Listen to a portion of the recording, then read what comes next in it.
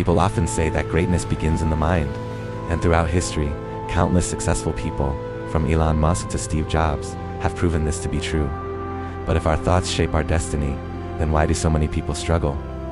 Today's story will reveal the answer through the journey of a man who thought he had nothing, until his mindset changed everything. At a crowded railway station, a beggar survived each day by asking travelers for spare coins. One morning, he spotted a wealthy businessman stepping onto the platform.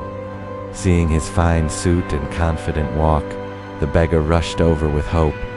But instead of giving him money, the businessman asked, "Do you always just take from others?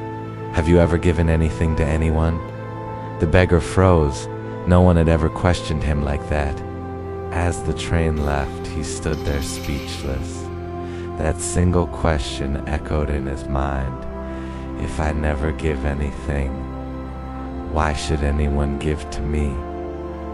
That night, he lay awake on a station bench, realizing something he had never thought about before. Maybe the reason he received so little was because he offered absolutely nothing in return. 2 days passed, and he didn't beg at all. His mind was too busy thinking. On the third day, he noticed a patch of wildflowers blooming near the tracks, bright, colorful, full of life. Suddenly, an idea struck him. What if, instead of just taking, I give something in return? With he went back to his usual spot. When someone handed him a coin, he smiled and gave them a flower. To his surprise, people loved it. They smiled, some even thanked him, and soon he noticed something amazing. The more flowers he had to give, the more generously people gave to him. For the first time, he understood the true power of exchange. One day, he saw the same businessman again.